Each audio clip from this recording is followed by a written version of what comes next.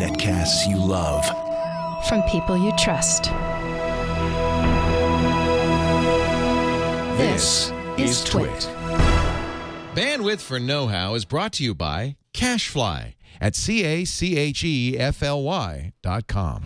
Know-How is brought to you by Lynda.com. Learn what you want when you want, with access to over 2,000 high-quality online courses, all for one low monthly price. To try it free for 7 days, visit lynda.com/knowhow. That's LYNDA.com/knowhow. This week on Know-How, we're giving you the knowledge to prank your friends.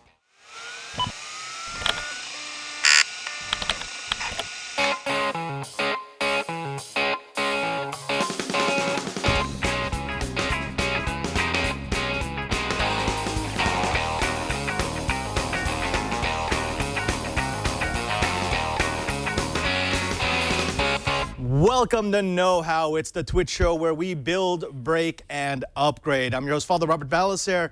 I'm sorry, but Cranky Hippo is out this week. He's preparing a NASCAR racer for their Doge entry. But we've got a pretty decent show for you today. Now, I know that there's going to be a lot of April foolery going on in the very near future, and we don't typically pay attention to it, but we thought we should at least give you some survival skills. Specifically, we're going to give you some of the knowledge that you already have, but show you how you could use it to play a prank or two. But before we do that, I thought that maybe we should talk a little bit about an upgrade, a part coming into the market that I'm actually really impressed to see.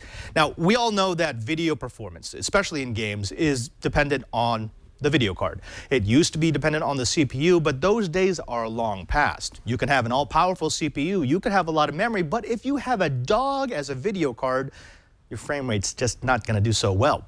That's why I was impressed to see that NVIDIA is releasing a brand new entry in their Titan series. Now, you may have seen the GTX Titan, the black, but now they have the GTX Titan Z.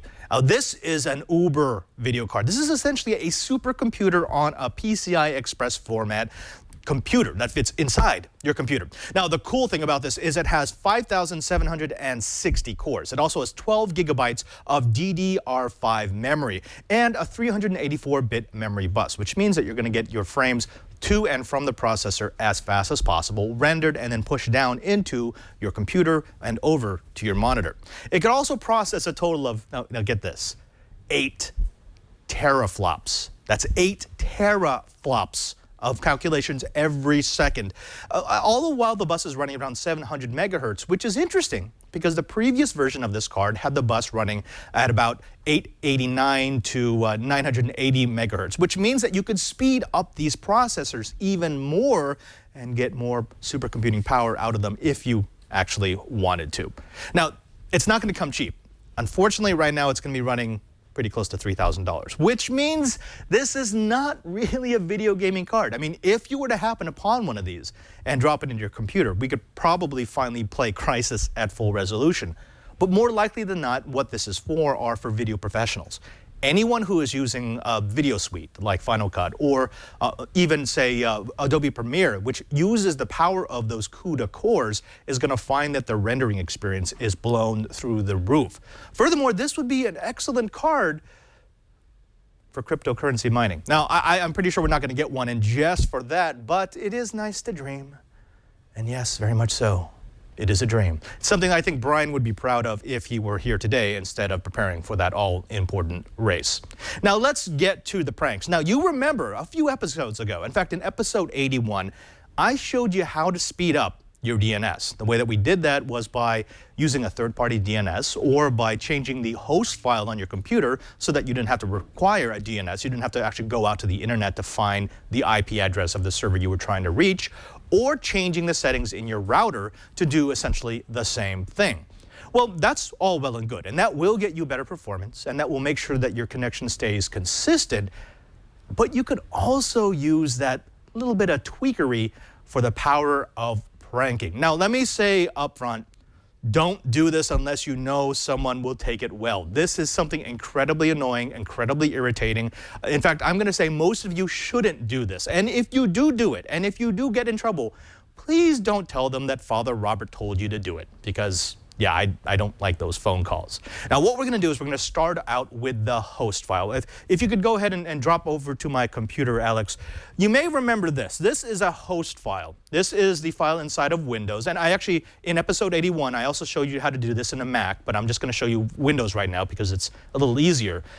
This is the file that allows you to locally assign an IP address to any given address for a website. So www.twit.tv, www.twitter.com, whatever that's going to be, you could locally assign it right here so that your computer automatically knows where it needs to go when it's trying to look up an IP address. What we need to do in order to be able to change it, we need to go, and if you drop back to my computer full screen, we're going to go to Start, All Programs, Notepad, and on Notepad you need to run it as administrator. So hover over Notepad, right-click, and then go Run as Administrator.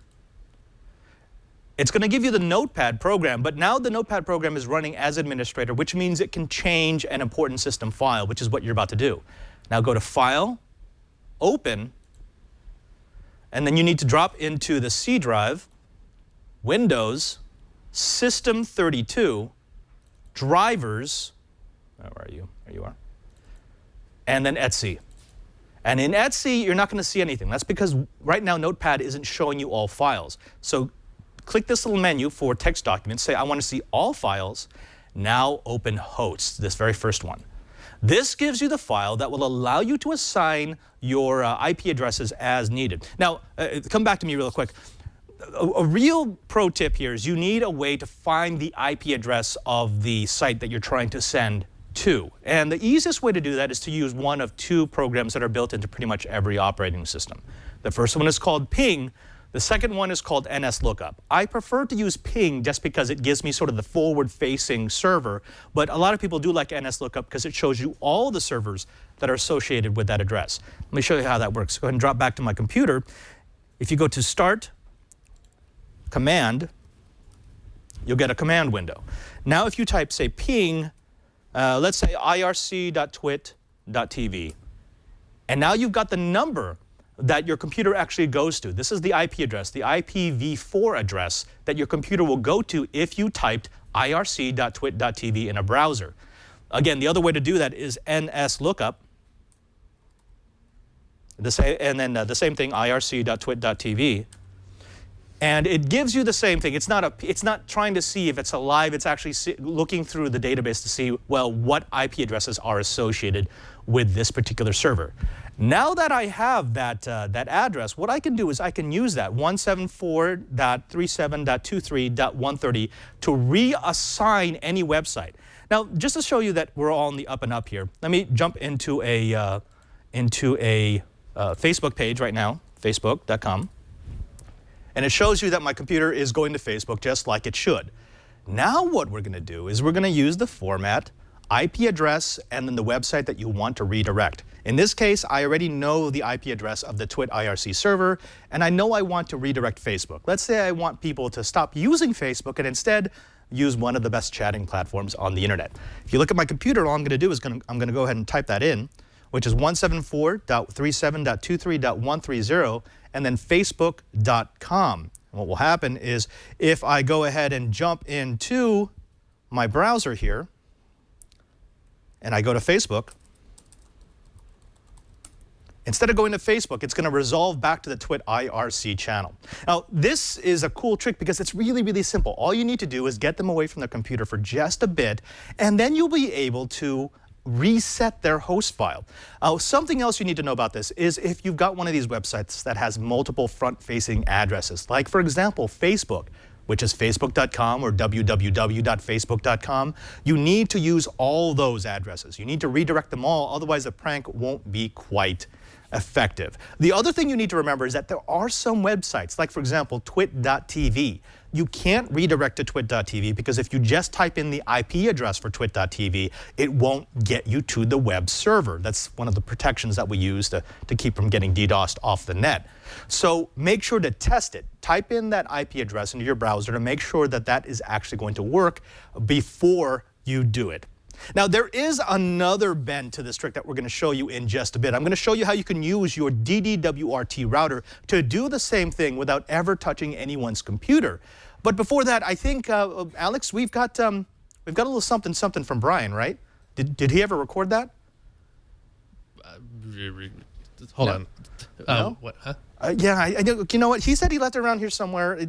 He wanted to give us a know-how on some old machinery or you know the latest and the greatest. I don't know. I don't remember that. Well, you know, he said he left it on the know-how. Oh, wait.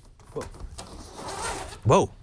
Okay. Well, this must be it. It says for Padre. So, oh, okay. Well, and this will fit right into the TriCaster, right? It was a Betacam? It's it must be high definition. I think we got something that we can do with Well, yeah, I'm gonna go ahead and plug it in right over here. Can you route this from the TriCaster? Yeah, I think I got it right here. All right, I have no idea what this is, but let's go ahead and run it.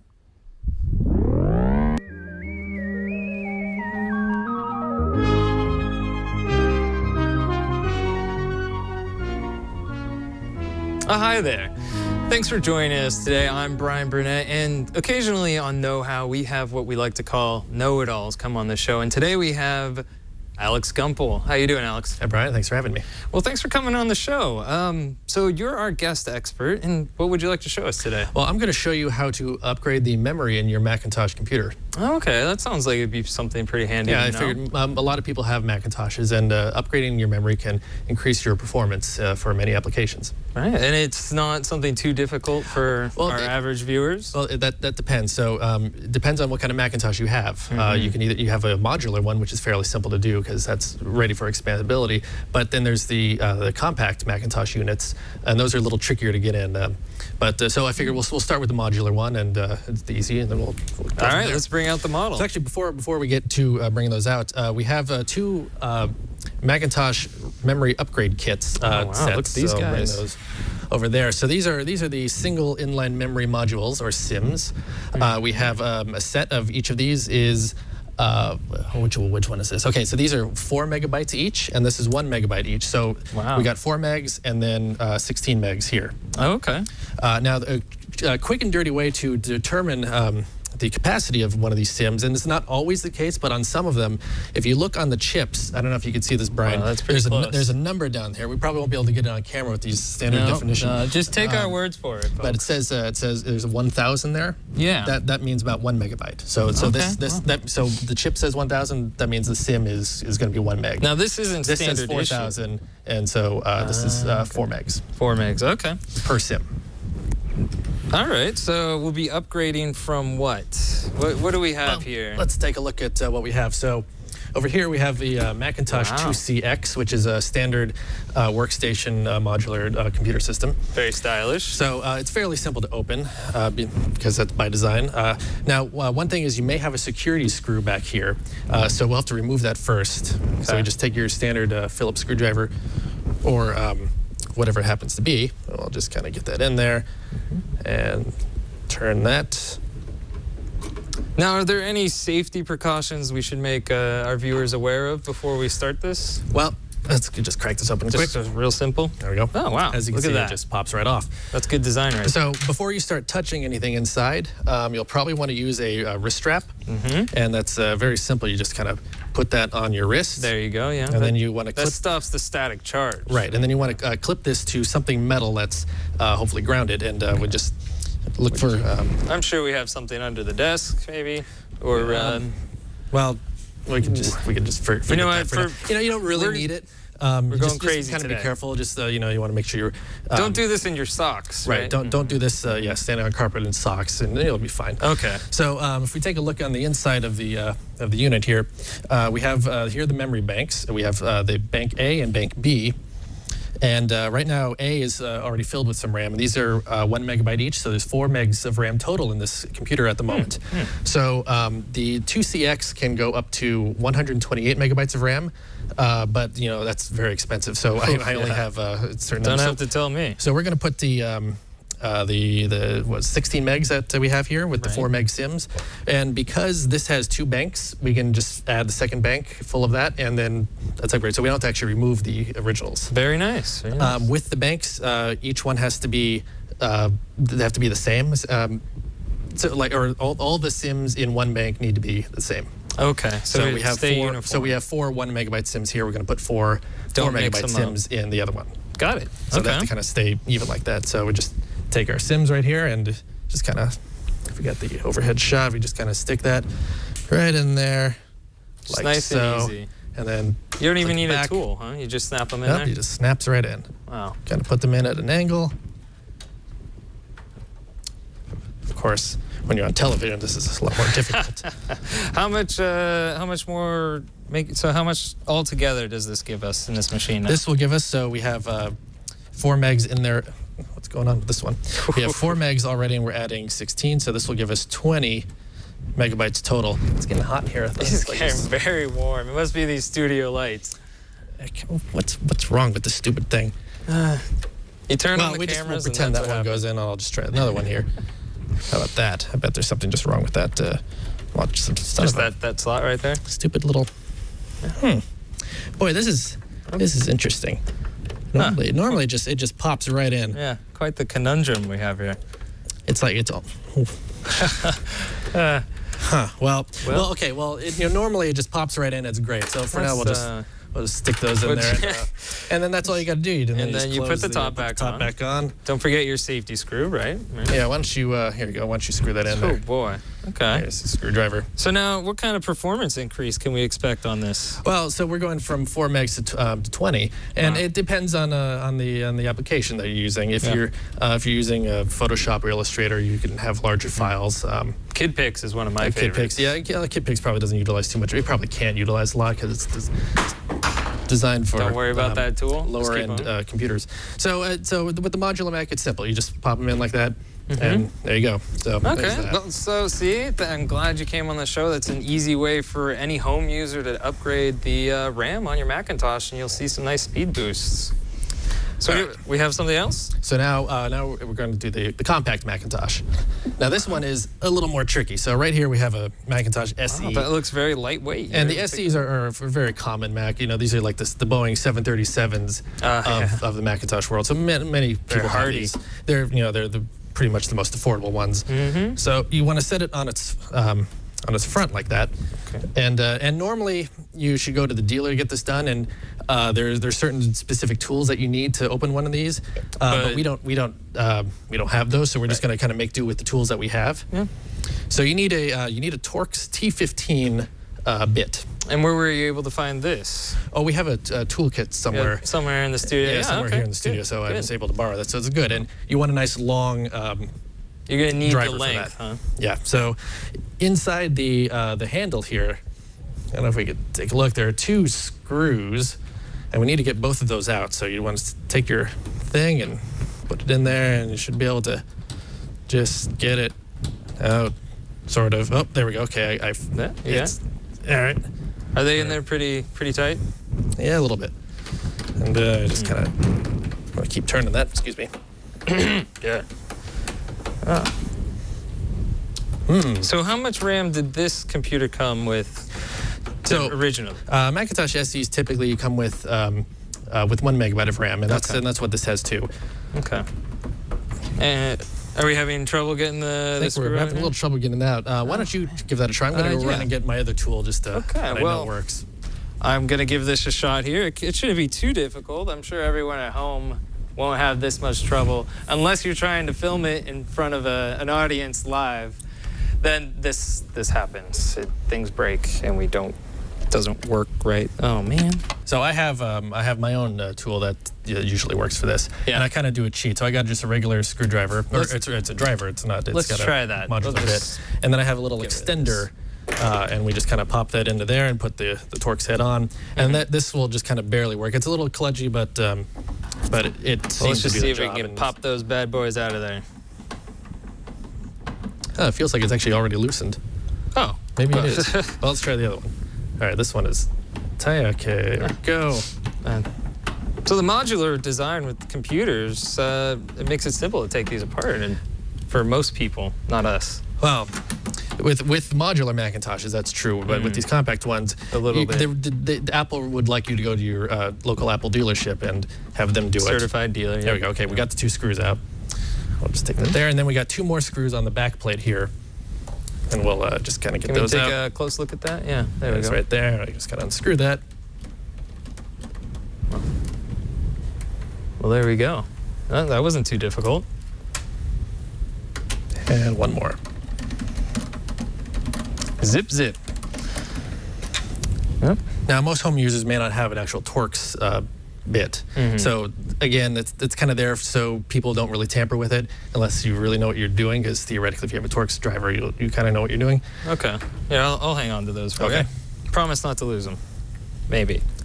All right, now, depending on if you've ever opened your Macintosh or not, it might be a little hard to get it out. Okay.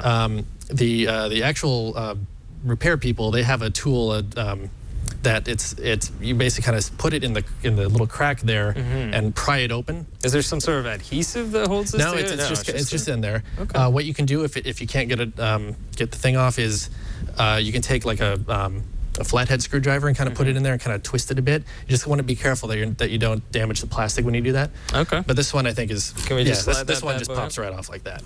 Oh, wow, look So at you that. kind of pull it off and then there you go. Oh, that was interesting. It like reverse exploded.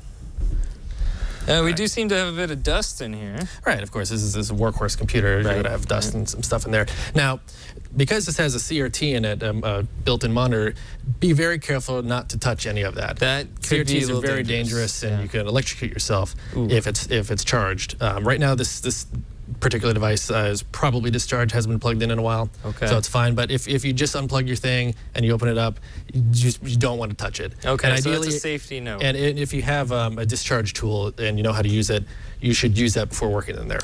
I don't happen to have one on me, so I can't do that. But I know that it's probably discharged, and So we we'll should see be, how this goes. we should be fine. All right, so what's our next step here? All right, so if we just kind of take a look at the components here, so you got the screen there, you have the analog board here, which has got the power supply and some of the monitor electronics in it. Actually, no, the power supply is down over here. And then the logic board sits on the bottom. That's basically where all the And that's brains what are. holds the RAM? And then you have the 2 drives here. This particular SC is a dual floppy model. So you have the 2 floppy drives. You might have a hard drive in there, depending on which one you have. And that's pretty much it. Okay, pretty simple. Pretty simple. So the first thing you want to do is there's a shield over here. This is basically a piece of foil. You want to just kind of pull that off, and there that exposes the logic board. Wow, look at that. That's pretty neat. So the RAM, of course, is on the logic board, and we have to get that out. And that can be a little tricky with this. So you can see right here, there's the power cable. And now that's going into a connector, and you kind of have to just kind of get your hand in there, and you want to reach underneath the connector with your finger, and you'll feel a little clip. You want to lift up on the clip And just kind of just pull jiggle the it out. thing out. And be careful not to touch the CRT. Right. Boy, it's a tricky one, ain't it? Get that. There we go. There. Okay. Yeah. It's loose. And then Perfect. then you have the 2 drive cables. So Okay. if you have floppy drives, it's just the 2 floppy cables. If you have a hard drive, then you got a big SCSI cable you got to get rid of. So you just pull those off, and that's No big deal. That's that. So then you just kind of lift up on the logic board, kind of get the clips Nice and off. gentle. And now if you see on the side here, there's these 3 clips, and you kind of see that the pieces it's like a locking mechanism there. Yeah, little holsters for it. So if you pull that to the right distance like that, you can just push that out. Like so. There you go. And so there's only 2 cables that connect it to the rest of the PC, huh? And one more, which is right here, and this is the speaker cable. Just Oh, kinda careful with that. Just Yeah. pull that out. All right. Now we have the logic board. Oh, and I see this is our existing RAM sim. That's right, Brian. Okay. So if we look at the logic board, we have the 4 SIM slots, and right now we have with 1 megabyte of RAM. Each of these is 256 kilobytes of memory. Wow. So That's we not want bad. we want to replace that with 1 megabyte SIMs, creating a total of 4 megabytes of RAM. The SE can only take up to 4 megs of RAM. Can't take any more. That's so a hardware limitation? So the big the biggest SIMs that you can put in there is 1 megabyte. So that's what we have. So to take the old ones out, You just kind of 4 megabytes. That seems like overkill, but press the clips off, out, and pull the memory, and it just pops out like so. So I want to do that 4 times. There Why you don't go. you give that a try, Brian? yeah, sure. This looks like fun. All right. Let me just. I think I broke something. It's okay. Okay, so the little clip here, you want to push that out. I should have pushed that out before. There we go. Wow, There you that go. comes out even easier Just like that. instead of me just ripping it out. And I think some of the clips fell over here. It's all right. We'll pick those up later. That's okay. They just hold them in, right? We can take this to our authorized service technician and Right. have them replace it. I think there's one So down the to put the street. new SIMs in, you just take it and you basically do the opposite of that. So you just stick it in to the thing, kind of at an angle, You don't need to push the tabs out. and then nope, Oh. the tabs are angled, so you just push down on the SIM, and that will lock it in place. Okay. Can I try another one? Yes. Can I try the one? This one doesn't have clips, so it should just sit right in there now. Oh boy. That should be okay, right? Well, sure. We'll pretend that one's okay Yeah, it'll be all right. for the second television. These computers are made pretty hardily, so I don't think it'll be an issue. And we'll put the And final- anyway, it'll just be 3 megabytes of RAM, right? Put the final one in, and yeah, that's in place. That's Wow. good. I am Yeah. really sorry about that. And we'll just, and there you go. So now we have the replaced memory units. Okay, can you show it for a close-up over there?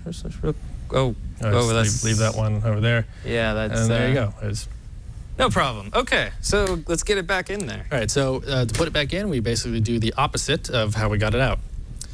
So you want to kind of line the board up, take the Speaker cable? yes, the speaker cable, Mm-hmm. and clip that back onto the connector sitting next to the clock battery. Mm-hmm. Just stick that on. And now to put it in place, I'm going to leave this SIM off so it doesn't get jammed in there. We'll pretend that it's in. So the that bit that came out, the little locking mechanism here, that's only on one side. So to put it back in, you want to first stick the edge over into the slots over here, just sideways. And just And slip it in there. go Don't in force like so. anything like I did earlier. Yes, don't force anything. And then you want to just line these pieces up again as it was earlier and stick that in like that. And now push down, but not quite all the way because we do still need to get the cables in. Oh, right. We've got the power cable and the CRT monitor cable left, right? No, it's the power cable and the 2 floppy drive cables. Well, there you go. See, I would have gotten it wrong. So probably it's easier to start with the power cable. So you just want to you probably have to push the logic board down and in a bit. And actually, you could actually put it in all the way. So Yeah. there you go. So But that's in maybe place. wait till you screw it down. Yeah, and then you just kind of line that up, and you want to put your other hand on the opposite side of the board to create some counter pressure. And now it's clipped in place, and that's locked. And then you want to just replace the floppy cables back in their places, like so, and Head's in the way. like so. Oh, excuse me. Yeah. All right, so now the motherboard is connected. So that's pretty much it. And then we take our shield. Shielding, yep. Stick all that right. back on where it was. It just kind of fits right over the connectors like that. And now Simple. what can be a little bit tricky, but it's pretty easy, is putting the case back on. Now, I know the instinct is to just, put it on like that, but Right. you want to be very careful that the sides here don't get in between the shield and the chassis here. Before you put that on, though, are there signatures inside of that? They're embossed signatures of the Macintosh design Oh, team. that's what everybody wants on their Yeah, computers. but they all have that. It's a common thing. Okay. So All if right, you, continue. it's a Sorry. little Easter egg that they built into the All right. into the case. Continue. So the best way to put this on is because how the shield is folded this way, you want to just kind of start on the side Makes sense. and then just kind of rotate it over like that and slide over. Make sure nothing gets caught, and you stick it in. Now you also want to be careful that over here, that the side piece doesn't do something like that and go off the edge. You want to make sure that it goes in underneath and locks in like that. Perfect. It shouldn't explode like that. I'm not sure what that was. That was a technical difficulty that we had. And then you there. take the screws and you put them back on using your Torx screwdriver Oh, into right. the thing. I think I have the torch. Wait, they're in my pocket. Do you remember the silver ones or the black ones? So the black ones go on this side, and the silver ones go in the handle. Perfect. Well, there you go. So where's the other screwdriver? Right here?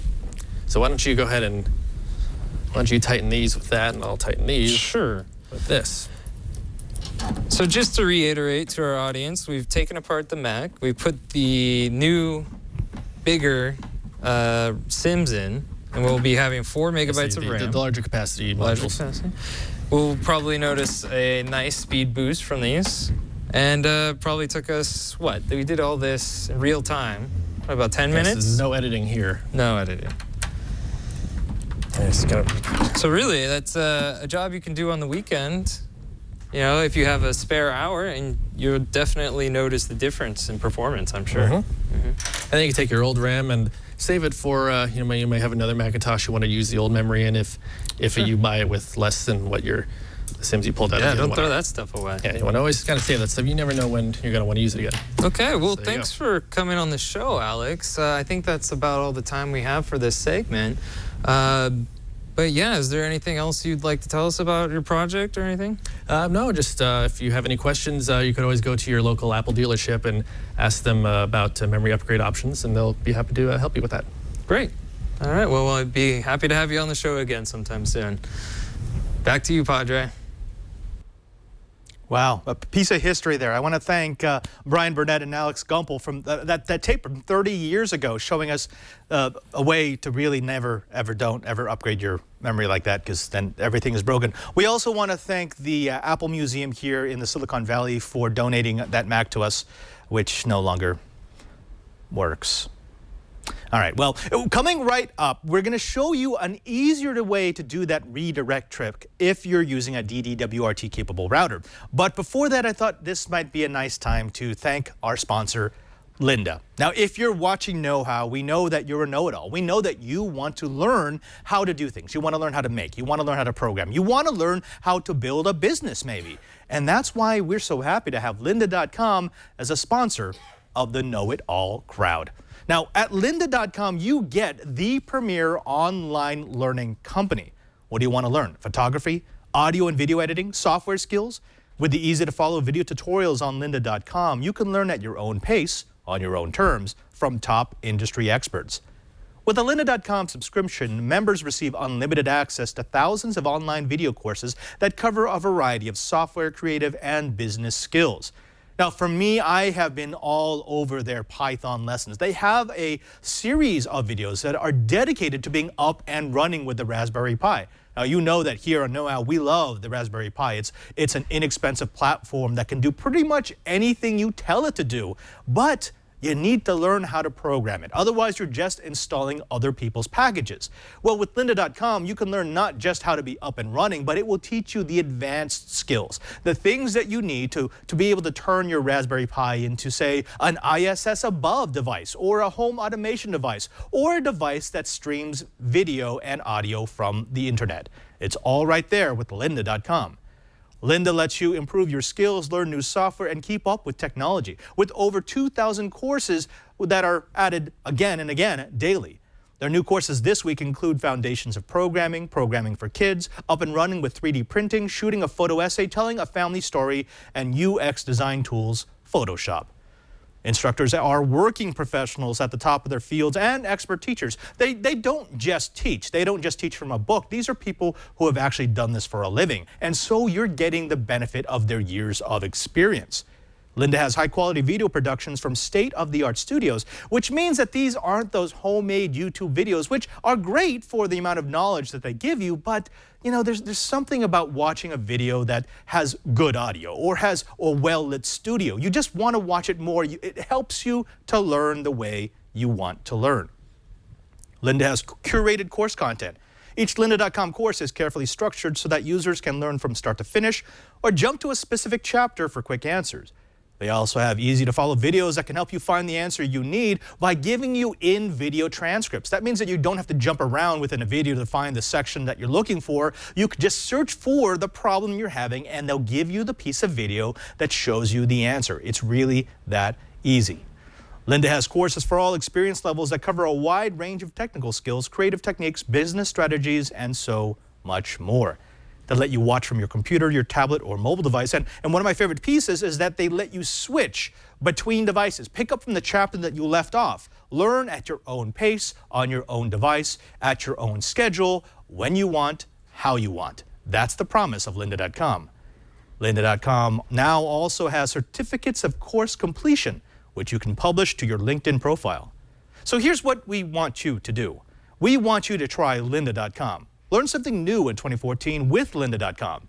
It's only $25 a month for access to the entire lynda.com course library, or for $37.50 a month, you can subscribe to the premium plan, which includes exercise files that let you follow along with the instructor's projects using the exact same assets. And you can try lynda.com right now with a free 7-day trial. Visit lynda.com/knowhow to access the entire library. That's over 2,000 courses free for 7 days. It's all at lynda.com/knowhow. And we thank Lynda for their support of Know How. Now, I promised you that I was going to show you another way to do the DNS prank without having to jump onto someone's computer. It's a really cool way to redirect someone's web searches. But if you don't have access to someone's computer, but you do have access to the router, and if that router is running DDWRT, there is an exceptionally easy way to do the same thing. Now, if you jump to my computer over here, Alex, we're going to show you that I've got our DDWRT router up right now. This is what the interface looks like. You're going to see this anytime you log into one of these devices that has DDWRT installed. What you want to do is you want to go to Services. And if you scroll down on Services, you're going to find something that says DNS Mask. All DNS Mask does, it allows you to mask an entry on top of the results it's getting back from the DNS server. The format that you use is the address equals / the website that you want to redirect / the IP address that you want to redirect to. I'm going to use the example we had from the last prank. Address equals / facebook.com / 174.37.23.130. Now, before I apply this, I'm going to show you that right now, again, if I go to facebook.com, I'm going to get a regular result. It's going to jump me over to facebook.com, and everyone's happy and everyone's groovy. But jump back in here, and now let me apply that setting. And it's going to take a couple of seconds for DDWRT to apply it. And assuming that they're not using a third-party DNS on their computer, so they're not bypassing the local, it means that now if they go to facebook.com, it's going to go to the Twit IRC channel. Now, here's the thing. Go ahead and come back to me, Alex. If you were watching this live, you saw a few of the foibles of trying to do this. My computers have been set up to not allow people to do this. I typically use third-party DNS providers, which means it's not using the host file and it's not using the local DNS server. I also have a couple of security features that prevent people from masking their DNS. I had to turn all that stuff off. Unfortunately, if you were watching the live stream, you saw that it doesn't always work. One of the things you're going to have to do is make sure that the person's not running any third-party DNS servers and also not running any security protocols on their computer that keep people from altering the host file or from removing valid requests from the DNS cache. That sounds like a lot to do, but if you have a person who isn't really that computer savvy, most likely they're just using the DHCP address that's coming to them from the router, which means that this trick is going to work just fine. Now, one bit of advice, please, if you're going to do this, eventually let the person off the hook. I know a couple of people who did this prank and they forgot to take it off, and it escalated, and it got to the point where people were losing productivity time, and eventually someone got fired. So again, please try this out.